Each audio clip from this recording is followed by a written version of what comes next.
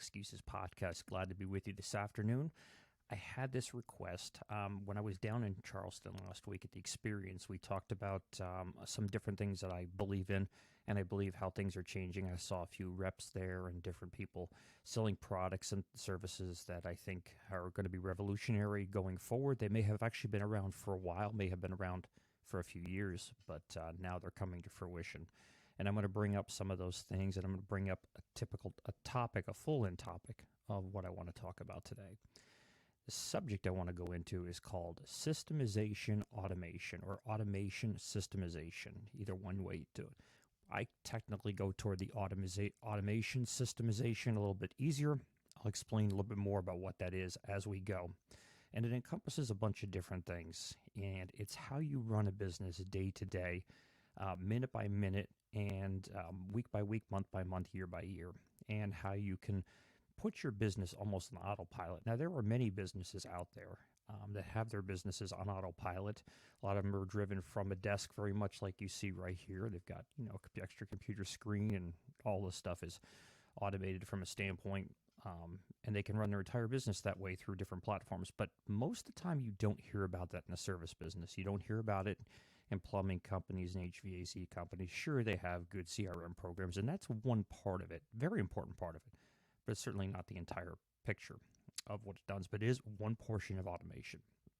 So we look at it and see, how can we be more efficient with our time? One of the things I think we can all admit in going forward is that COVID-19, the pandemic, has changed the rules completely. It's changed the guidelines, the almost barricades that we had in front of us, that you had to have a big office staff in order to run a company. And it's not that it's not important and people are not important, because ultimately we're in the people business.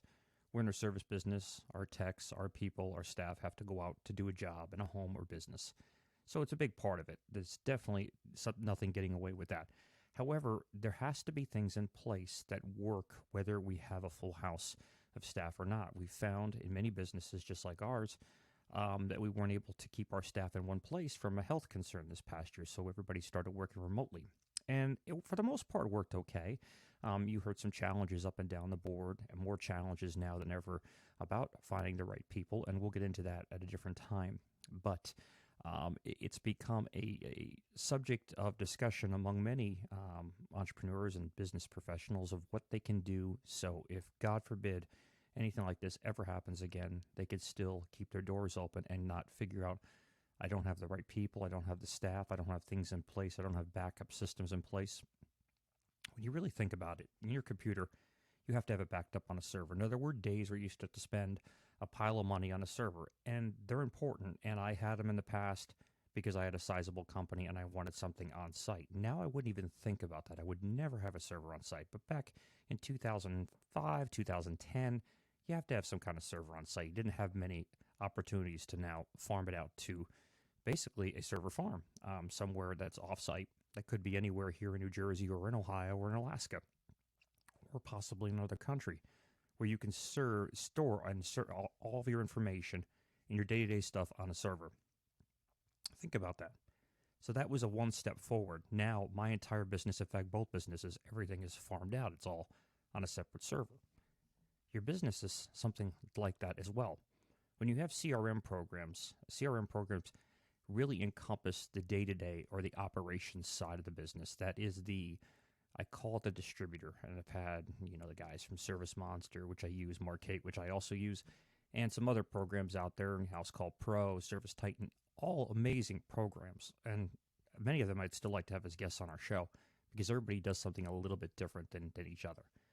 But it creates a certain amount of automation to a business. Now, CRM programs years ago, I had them. I was lucky to be able to use one early on back in the 90s when you had to have this massive platform. It was unaffordable, unattainable to most of us when it came to actually, utilizing the program. It was too expensive. Big companies, franchises, chains, they could all do that stuff, but we could not. We had a real hard time really doing that. So without the big dollars and big tickets belonging to a big company, you'd be out of luck. You'd be in real trouble. So these CRM programs have become a lifeblood. And one of the programs I use now is called Service Monster for my cleaning business primarily, because it just makes it a lot easier for me to maintain. I'm in the process of a switchover. I still use Marcate for sections of our business, and I will continue to use it, but I've now expanded into some different things that work in automation, and I'll get into that a little bit more later. One of the things about a good CRM program is it has the features, bells, and whistles. Now, we all know about features and benefits. If you're analytical, and I am slightly, you want to know what the features are, what all these little things do, how do they work, how do the analytics work behind it, how does all these buttons and little gadgets work and make a difference in your business and in your life primarily. And it's important. And you got to look at how each CRM system operates differently. Now, there's basic systems that have very minimal, like Invoicely. If you're just getting started, it's $10 a month. It really is an invoicing program, so it's not really a scheduling program. Although you can put your jobs in and you can figure out where you're going to go, but it's primarily a basic program. $10 a month, something like that, and it makes a bit of a difference when it comes to growth because you have very limited capabilities, but it's affordable to get started. And then there's programs like Marcate, which I really do love, and I always do, and I just love the people behind it. Scott, Julia, and all of them are just great people. So I fully endorse and support them with their company. That is a really good system when you're going out of the basic systems and you need to get into something that is still very affordable but has a ton of functionality to it. So systems like Marcate offer all the functions from booking right down to market suites you have to use on your PC. You have to use something on your larger computer systems, not necessarily from your tablets or from your phone, but it gives you a ton of options there, right from scheduling, tracking jobs, reminders, everything. It's a great program, and it's an affordable program. It is a very customizable program. It does take a little time, like anything, but once it's in, it's done. It takes a little bit of effort on your part, and you can import some data and information to the program and your customer base, wherever that happens to be. And then you can go into it. As you grow further, you have programs like Service Monster, House Call Pro. These are programs that are really the mid to mid-upper range, depending on which features you go with. They are excellent. They give it a lot more bite. They're very maybe industry specific, so they have a lot of platforms that are very specific to you that don't require a generalization template, more like a Marcate or something that could be used in any program, any service business. It's just very much a generalized template. These get into areas where they have a lot more features, a lot more marketing suites, a lot more information that's custom tailored to, say, carpet cleaners, plumbers, HVAC, painters, pest control. You're talking really has a lot of bells and whistles because it was designed, a lot of these were designed by people that were in the carpet cleaning industry and the pest control industry, respectively. They have their own programs out there. So they're very, very popular. They are probably the two most popular, Service Monster and House Call Pro. House Call Pro might be a little bit bigger of a company just because of the type of range they get out to. Both excellent companies, offer a lot of stuff, and it gets very specific. So now you have a lot more applicable bells and whistles that really help your business grow. And then you get to programs like Service Titan, which are probably the best. It's probably the best CRM program for the service industry in the country, probably in the world for that matter. It is more expensive. It is extremely specific and really has an incredible suite of information. Everybody that really uses a platform like Service Titan says it has really quadrupled their business. Now, you'll get that from Service Monster, and I could say that professionally myself, that program helped me build 3 businesses on my own from the time I used it in Clean Force 1 in Pennsylvania to Wet Out Now Cleaning and Restoration in New York City and Long Island. And then, of course, New Jersey's Best now here. I've used that program in every business I've owned, and I just love the people about them. That is a very expandable program that has a lot of bells and whistles. So that, to me, is a little bit of both. When you get that's why I say the higher end options, it gives you a lot more features, especially with the newer updates. And I'm learning the new program now because we're switching some stuff over to that platform. But when you get into Service Titan, it's business building. It has so much built into it that it's expensive, but it's expensive and it's worth it because they give you a lot of stuff. So I will plan to at some point to get a representative from Service Titan, and I will hope to get somebody from House Call Pro on here to talk about the different options, and then people can listen to these podcasts and get their own thing. But that's only one form of automation. It is a systemized process of automation, but it's process. One of the things we were looking at and really kind of impressed me, and I have to try it, and I never recommend something until I've tried it. I recommend programs to people that I've actually personally used or have used, and for the most part probably still do currently use, like SendGym and stuff like that. These are excellent programs. By the way, all part of what we're going to get into in this podcast itself. But that's only one part, like I said, of the automation process. You want to have all these things in place. I looked at a product this past week that kind of caught me off guard. It's called Fittlebug. It's Fittle bug, bug.com. And what it is it's a scheduling program. Now, you can all go to a Stanley Steam where you can go to another chain and you can book online appointments. Now, you could probably get it right down to getting the date and time you could do, maybe, and maybe not. What this program does is it makes it an easy option, I should say, for your customers and clients to book you online. If you've identified where your customers and clients are coming in from, if you're a newer business, you're in the acquisition business at this point. You're finding new customers, new clients, people that actually want to hire you and haven't really had much track record with you, maybe haven't used you, not a lot of referrals because there's not a lot of customers built up over time. But what's made this thing really, really, really cool is that it is literally able to take your information and book you within a time frame, in a time zone. So you put in your zip code. I've already had these pre-done set up. I haven't done it yet, but I'm in the process of doing it. Where you set up the zip code, it actually arranges all the scheduling with my CRM program of when I'm going to be available in that area, and a transfer time of how long it's going to take and how much time it's going to take between one job to the next job. And it actually says we are in this area this time. It doesn't say we're in the area tomorrow if our truck is not in the area at that time. It says, based on this information zip code, we're going to be in this area at this time, and we can get you in between 2 and 3 or 2 and 4, whatever your time frames happen to be. And it should take us approximately 2 hours based on the information we have. So people can conveniently, easily book you online. Before you start thinking, well, they got to talk to my representative, they got to talk to me, they got to talk to a member of my staff. That is the way I thought, and still think to a certain degree. But as time goes on, I've realized that is less and less important, because if, again, we found out, as I just discussed, many of your customers and clients are hiring you for your reputation. They've seen an ad, they've seen some posts, they've seen something that has really helped that component grow. So they're not really calling you to necessarily price shop you as much. Not that it's not going to happen, not important, because it's there, and part of the booking software is looking up and putting a whole online estimate together, which is another whole feature into detail. But it gives them the option to be automated with it. Now, when you think they got to talk to me, like I just said, no, they don't. And my issue with that is, do you, at this point in time, as of April 28, 2021, look online? Let's not even look online. Call the local store. You want to buy electronics, so you go to Best Buy or one of those types of companies or local retail. Do you call them to see if they have something in stock? Or better yet, do you actually get in the car and go down and look at it to see if they have it? You don't.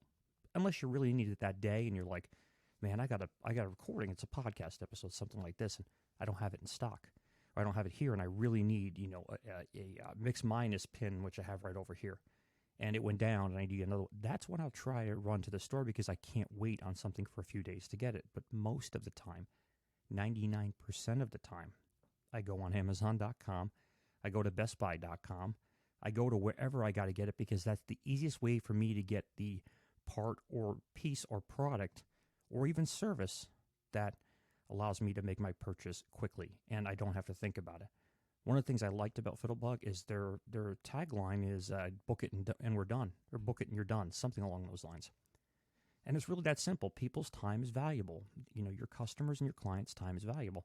So having that automation in place for them to go online, book, see your pricing structure, see examples, possibly pictures and videos of what you're going to do, and be able to book you, find out when you're going to be in the area, and actually schedule it right there on time, get a notification, and your CRM program, which is why I really wanted to go to Service Monster, is it reacts in real time. So if I have something in my schedule and somebody sees that on my Service Monster schedule that I'm available Thursday between 2 and 3, they now can book that appointment between 2 and 3.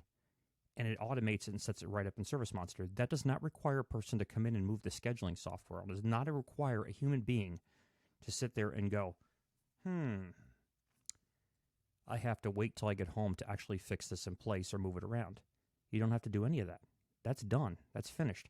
It works in real time, so it's literally like an automated mixing board like I have here, where I can set it to a preset, and literally the mixers the faders will all go up as they're supposed to. It's the same thing with this. It's actually automating it. So they're scheduling in real time, which means they're getting the booking done in real time, and we get the notification that Mrs. Jones has booked for her house in Freehold, New Jersey between 2 and 3 on Thursday. Pretty simple. And if you think they're not doing it, think about how much stuff you buy or how many things you buy on Amazon. If you're like anybody and the numbers prove it, it actually dictates it, that that's a piece of automation. You're going online, you're booking it, it's done.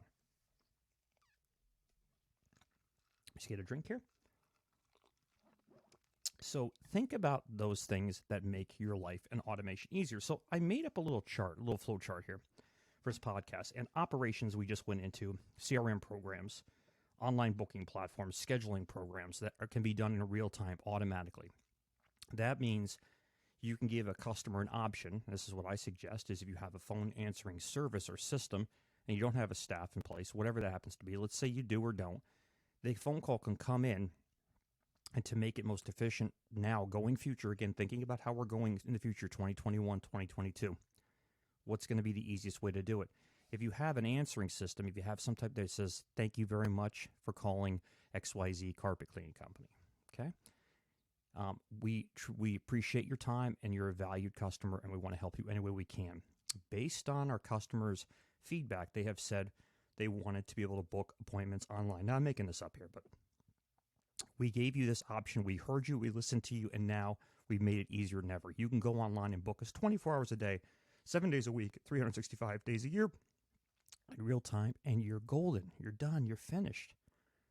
Or you can hit line number 1, line number 2, whatever it happens to be, or even leave a message if you're a small enough company, and we will give you a call back and answer any and all questions or concerns you have ASAP. Now, you're going to find that many people are just going to book it online. Now, there are a few that probably are not going to be able to figure it out, and that's just life. That's just nature. Mrs. Smith, that is 85, might not go online. She wants to talk to you about cleaning her shag rug from 1970 in the living room. She may not want to go online, so not everybody's going to do that. You will get people that will also ask questions. They go, before I go and commit to booking all this, I want to know, are they insured? Are they safe? What's their reputation? What kind of method do they use? Is it going to be safe for my cats and dogs? All questions that are very good questions, but not necessarily that relevant to, booking a job. But they may have them, and you got to offer that platform to them. Now, what that'll do is if you have a staff of 4 and you found that 75% of the people are going online booking, now you might need one person in the office. Not saying put somebody out of a job or business. I'm just saying you have to have a backup system to do it. And you may be able to field those calls with one person instead of 4 people. That's 4 less health insurance premiums. That's 4 less workman's comp issues. It's 4 less salaries, or 3 less salaries rather. 3 less of everything else. It's saving you a ton of money, and it's the way things are going anyway now. And if you don't believe me, again, go back to Amazon. You get a customer service rep on the phone. They're typically very friendly, but you're not always getting them immediately. That means they're serving 3 or 4 customers at one time, and you might have to wait 5 or 10 minutes to talk to somebody. Why? And they tell you this. You can leave a message. You can do whatever. Maybe it's going to be 20 minutes. Why? Because now they have one person doing it instead of 5 people doing it.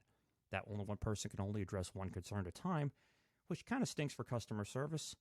But think about it. If most of your questions can be answered by bots online, simple, right? So think about that.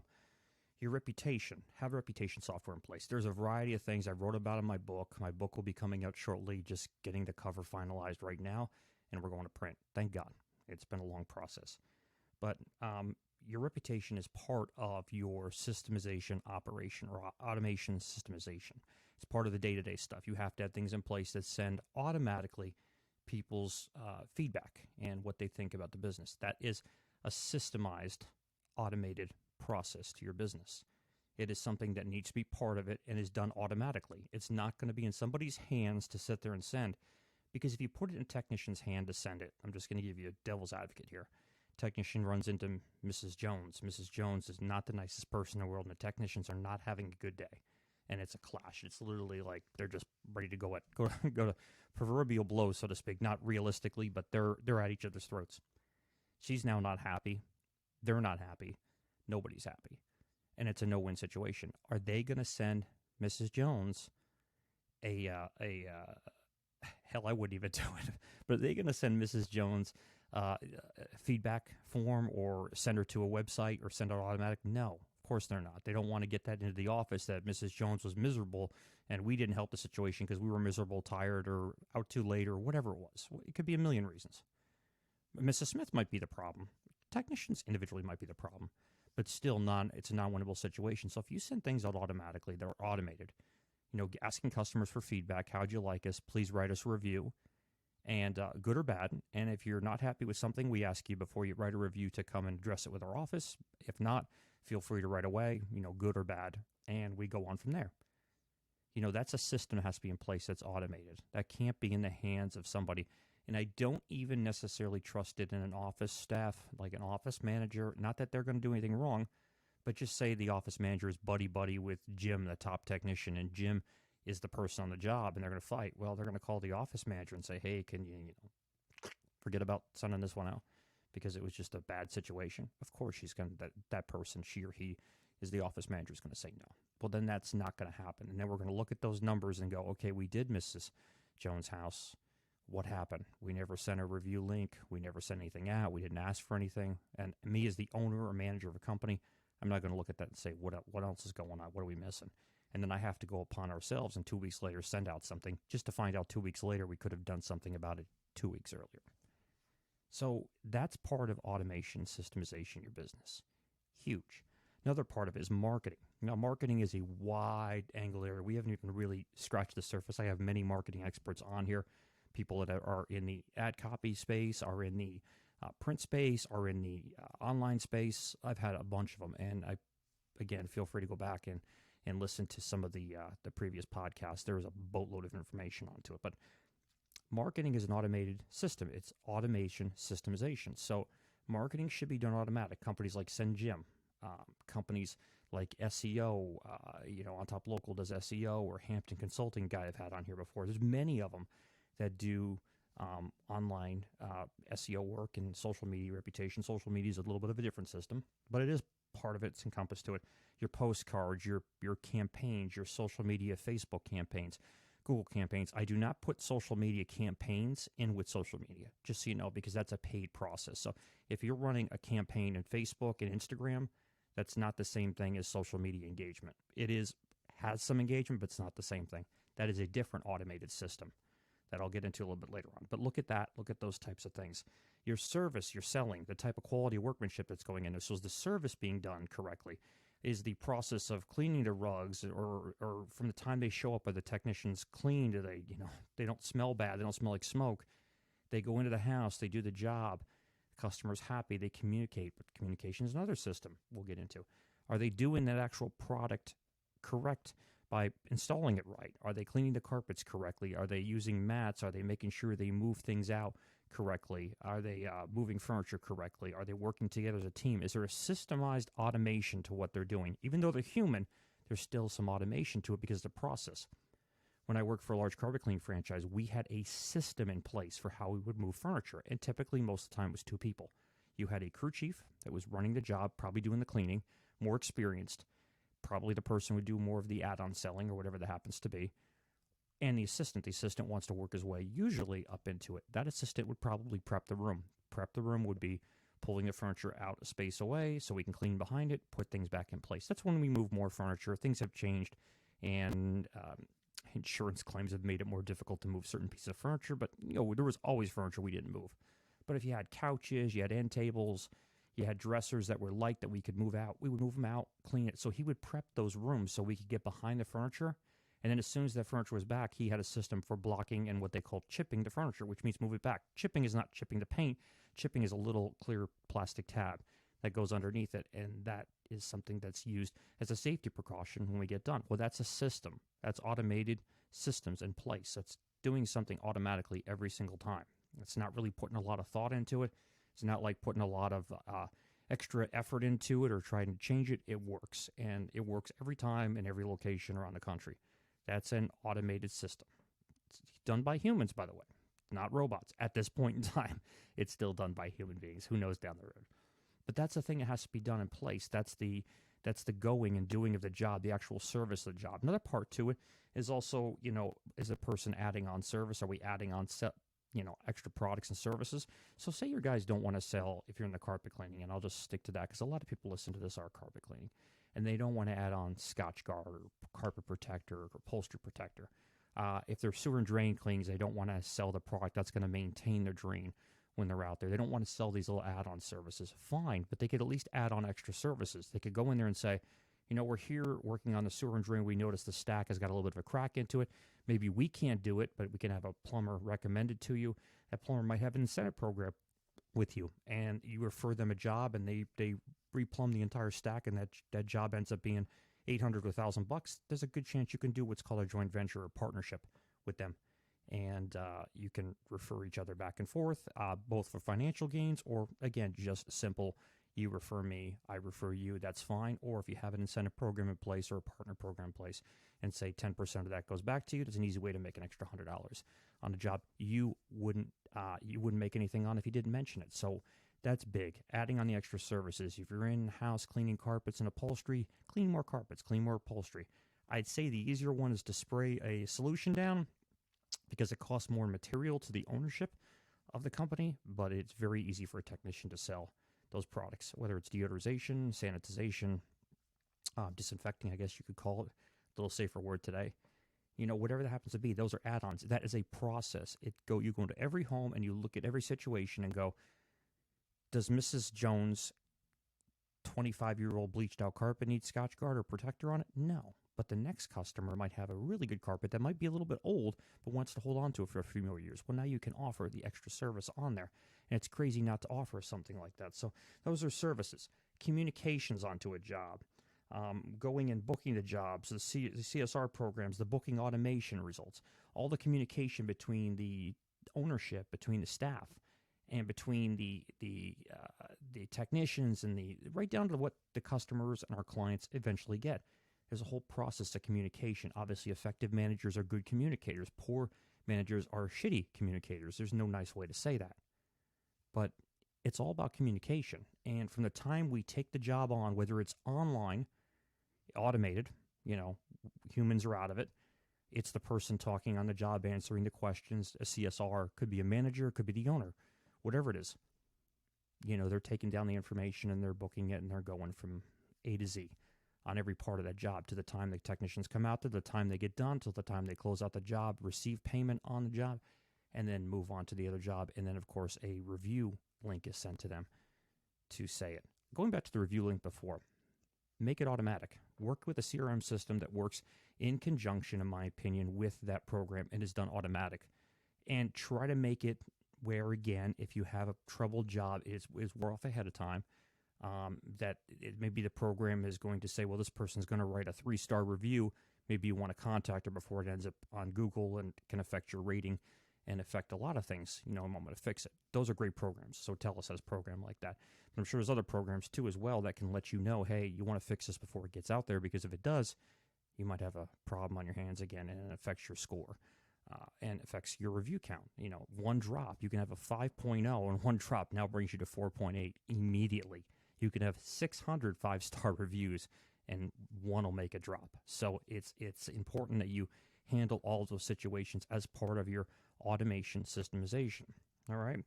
So think about all the different things in your business that can be done automatic. Right down to, are we fueling up the trucks at night? Are we stocking up the trucks at night? Are we making sure we have our supplies on the truck at night? Do we supply them in the morning when everybody comes in? Some companies do it first thing in the morning because that's when everybody's in.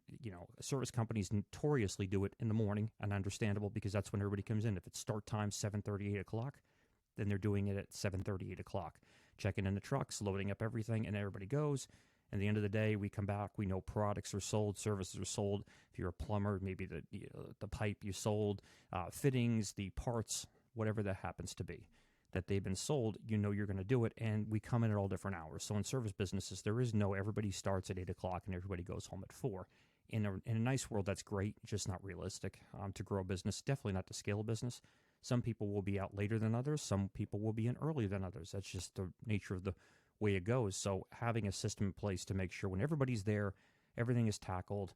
There's a flow chart, there's checkoff lists, there's things in place on your CRM program to say, we sold Scotchgard to 4 homes yesterday, and we probably need to refill Scotchgard. There is a way to do that. It's actually pretty simple, and it doesn't require you to write it on a notepad anymore. So take advantage of systemization, automation systemization, so to speak.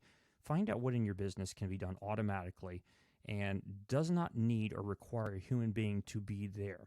If you're an owner or operator in a business, I was just explaining this to a friend of mine, and your business has, it's a husband and wife business, and the wife gets sick for any reason, just has the flu, something, can't even get out of bed, can't be around anybody, highly contagious. She can't answer the phone. She can't even function to look on the computer. She or he is in rough shape. If you have a booking online platform, it's very easy to do that. And if they don't get through, obviously they can leave a message and you can call them back. You're not necessarily going to lose the job if you don't give customers options. If you give a customer an option to book online to make it easier, because that's what most people have done, and you explain that to your potential customers and clients, that we found this is the easiest way for you to book. People have asked for it. They've wanted it. We want to stay as up on trends as we can and make it as easy for you as possible to hire our company or buy our product or service. Well, that's looking out for them, and they're going to take advantage of that. And if they don't, and they say, well, you know what, I don't feel comfortable booking my information online, I don't know how to do it, seems complex, I'm not going to do it. And before you dismiss it, if you're in the tri-state area, in New Jersey, Pennsylvania, not necessarily in New York too much, we have a business here called Wawa, very big. It's a chain. So if you're in Pennsylvania, you have Turkey Hill Sheets. If you're here in Jersey, you got Wawa. There's different towns, different states, different areas all have these different quick serve chains, so to speak. And when you go into Wawa, you go in, and if you want to order food, you have to go to a screen. And you have to put in the screen what you want, and you can customize it to, I want to order a sandwich, but I don't want tomatoes or onions onto it. I want a different style of bread. You type this in, and it's done. Now, these systems are very, very good, very similar to the first booking system I talked to, where it's picture-oriented, so you know what you're going to get, and you can add it, subtract it, change it, modify it any way you want, and set it, and then you hit go. Now, if you think for yourself that most people are not, Wawa doesn't give you an option to go to the counter and put an order in, by the way. You can't walk up to the person making a sandwich and say, hey, I want to order a sandwich. They're going to say you got to go to the program, the screen program. And you may be a I don't do that. That's too complex for me. I'm not that person. You'd be wrong, because everybody has to order a sandwich or a soda or a drink. Well, not necessarily soda, but any type of sandwich, salad, bowl. Now they're into pasta and stuff like that. You have to order it on the screen. You don't have an option. And people do it every day. You walk into New Wall. I go there every single day to get my drinks. Every single day. Sometimes multiple times a day. But people are buying this stuff. Just click, click, click. Yep, okay. And there comes the receipt out. They have it down to a science now where you have to go and pay for it. And if it's not, when they go back to pick it up, they're going to say you have to go and pay for it first. Because we have people just walking out of the restaurant or out of Wawa without paying for their food. So there's a system in place to make sure you have to pay for it before you receive it. But you have to book it through that app, through your stuff. You can even do it on your phone to book it ahead of time and send it in. So it's all automated. Why? Because there's only one common variable in this that can put a cog in your business very quickly, and it's human. We're human. We're human beings. We make mistakes. We get sick. We're not perfect. We're not whatever. You have to find things in place that do it, whether there's a human being there or not. I'm not saying let's bring in the robots, but some of your business has to be robotic. And some of it has to have this automation. Automation and systemization is really key to scaling your business. And it's something I've been wanting to talk about on this podcast for quite some time and haven't been able to. And I just think right now I've been able to compile the right information. I felt after going to the experience in Charleston last week that I see so many things in place to make your life easier. And you might go, well, they're pricey. Well, how much is it costing you by not doing it? That's the question. How much is it really costing you by not having these things in place? Yes, these programs cost money. Fiddlebug is a couple $100 a month. Service Monster is probably $100 a month. Your Send Gym is at least $100 plus whatever you're implementing. these are all things, and SEO campaigns, but we do them all the time. And we do these things because at the end of the day, it makes our business scalable and automated. And if somebody's going to come in and buy your business, they're going to look at how fast they can make a return on investment, or ROI. It's the almighty word. But if you have a small business with a couple of trucks, but everything in your business is automated, you are worth significantly more than a business that has no streamlined automation to it at all. So, guys, thank you so much. Again, we want to thank our sponsor for the show, Sotellus. You can go to sotellus.com/Rob Lyon. That's ROBLYON. And check out a great demo on how Sotellus works. They have an incredible company. We use it in our own business. We capture reviews and grow, and we actually, every single week, we end up with people calling us saying, I read your reviews, no matter how they're getting out there, and they all seem to be stellar, and I want to do business with you. And they do not tend to work on price, which is very, very nice. So I would, again, take a look at Sotellus.com. We use them. My friends' companies use them. They're awesome. It's Sotellus.com/Rob Lyon. That's ROBLYON. And talk to Troy and the crew, and they'll certainly take care of you. All right, guys, have a good one. Thank you so much for listening to a brand new episode of the Service Without Excuses podcast. Have a great evening.